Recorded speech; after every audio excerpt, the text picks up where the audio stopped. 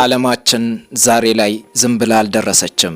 ወጥ በሆነ ጅማሮና ሂደት ውስጥ ነው ያለችው። አንድ ዘመን ይጀምራል። በዚያ ዘመን ሂደት ውስጥ ደግሞ ሰዎች ይኖራሉ፣ ያልፋሉ። ሌላ ዘመን ደግሞ ይቀጥላል። መጽሐፍ ቅዱስ ደግሞ እያንዳንዱን ዘመን በሚገባ ያስቀምጣል። መጀመሪያ ከጀመረው ከመጀመሪያው ሰው አዳም አንስቶ አሁን ላይ እስካለው ዘመን ድረስ ትውልድን ያወሳል፣ ይዳስሳል።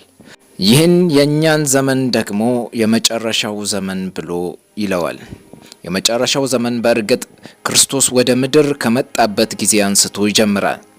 እንዲህም የሆነው ክርስቶስ የሁሉ ነገር ፍጻሜ ስለሆነ ነው። የሕግ ፍጻሜ ክርስቶስ ነው። የነቢያት የመናገር ፍጻሜ ደግሞ ክርስቶስ ነው። የብሉይ ኪዳን ጠቅላላ ስርዓቶች ፍጻሜም ክርስቶስ ነው። ስለዚህም የመጨረሻው ዘመን ተብሎ ተጠርቷል። የዕብራውያን መጽሐፍ ስለዚህ ዘመን ሲናገር እንዲህ ይላል። ከጥንት ጀምሮ እግዚአብሔር በብዙ አይነትና በብዙ ጎዳና ለአባቶቻችን በነቢያት ተናግሮ ሁሉን ወራሽ ባደረገው ደግሞም ዓለማትን በፈጠረበት በልጁ በዚህ ዘመን መጨረሻ ለኛ ተናገረን። የመጨረሻው ዘመን ዓለምን በክርስቶስ ስለመጠቅለል ይናገራል። የመጨረሻው ዘመን በዓለም ላይ ስለሚሆነው የመጨረሻው ሁነትና በስተመጨረሻ ስላለው የዓለም ሕዝብ ይናገራል። ስለ መጨረሻዋ ቀንና ሰዓት ሳይቀር ያካትታል። ይህን ታዲያ ሌላ ማንም ሊነግረን አያስፈልግም። መጽሐፍ ቅዱሳችን ራሱ ያብራራዋል። አሁን ከፊታችን የዓለምን ጠቅላላ ገጽታ ሊያብራራ የሚችል አንድ ትልቅ ምስል ተዘርግቷል። ምስሉም ኃያላን ነገስታትን ያካትታል። ማን ከማን ቀጥሎ፣ ማን ከየት ቀጥሎና በስተመጨረሻም ወዴት የሚሉትን ጥያቄዎች በጠቅላላ ይመልሳል።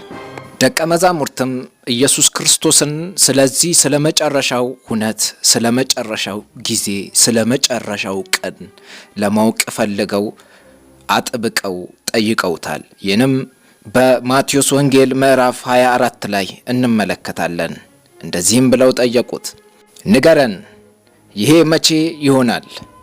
የመምጣትህና የዓለም መጨረሻ ምልክቱስ ምንድን ነው? ብለው ደቀ መዛሙርት ኢየሱስ ክርስቶስን እንደጠየቁትና ኢየሱስ ክርስቶስም ደግሞ በስተመጨረሻ ስለሚሆነው ስለ ዓለም ፍጻሜ ስለሚሆነው ሁነት ሕዝብ ምን እንደሚሆን መንግስታትስ ደግሞ ምን እንደሚሆኑ ኢየሱስ ክርስቶስ የዳንኤል መጽሐፍንም እያጣቀሰ ለደቀ መዛሙርቱ ሲያብራራላቸው እንመለከታለን።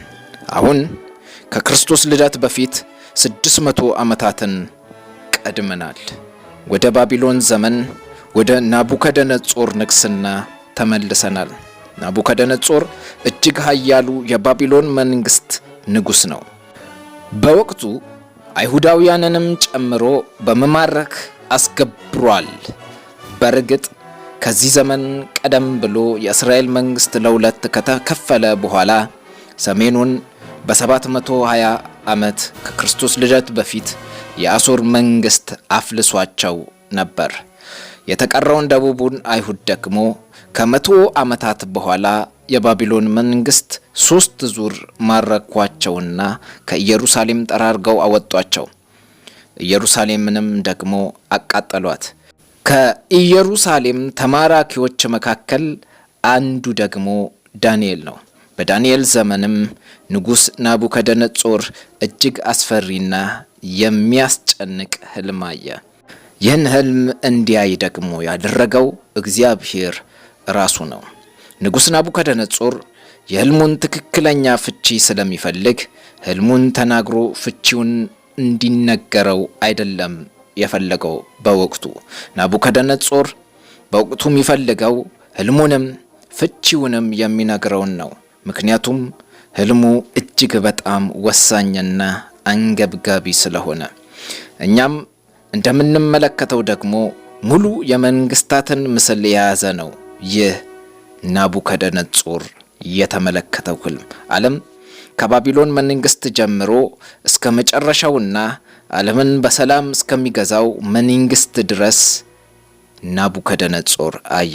ታዲያ ይህ ህልም እንዴት አንድ የባቢሎን መንግስት ንጉስን እንቅልፍ አይነሳም? እንዴትስ መንፈሱ አይታወክም? ናቡከደነጾር ታወከ። ገና በዚያ ዘመን ላይ ሆኖ የዓለም ፍጻሜ ምን ሊመስል እንደሚችል በምስል ያውም በትልቅ የሰው ምስል ተመለከተ።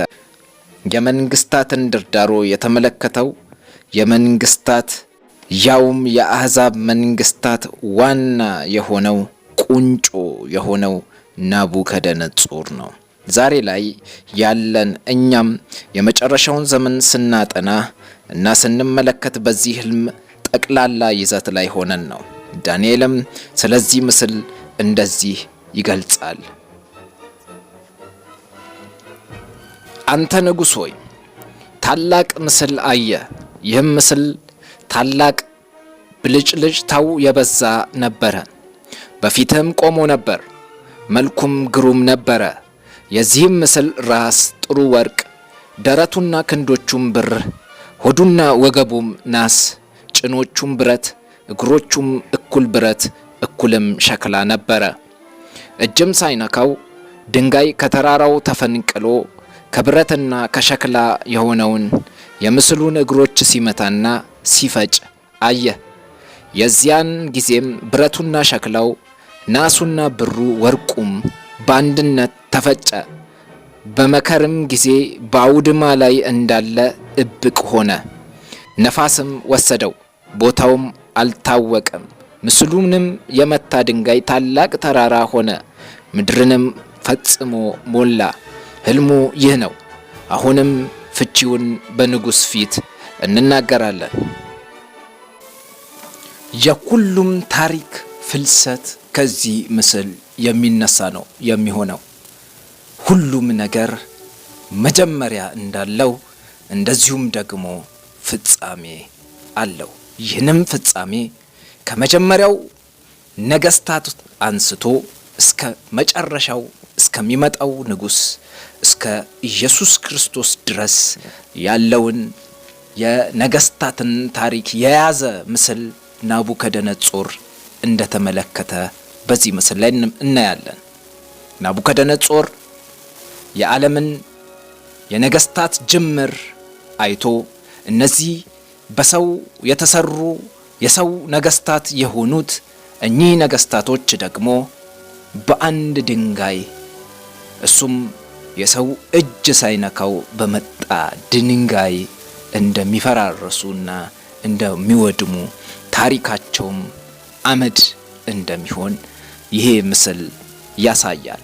ከናቡከደነጾር ህልም የምንረዳው ይህንን ነው። ስለዚህም በዚህ ታሪክ ላይ ተንተርሰን ስለ መጨረሻው ዘመን ወጥ የሆነ ምስል ሂደት እና የመጨረሻው ዘመን በየትኛው ዘመን ላይ ይሆናል፣ አሁን ላይ ያለው ዘመን የመጨረሻው ዘመን ነው ሲባልስ ምን ማለት ነው፣ ኢየሱስ ክርስቶስ በእርግጥ መች ነው የሚመጣው የሚሉትን እያንዳንዱን ሂደቶች እንመለከታለን።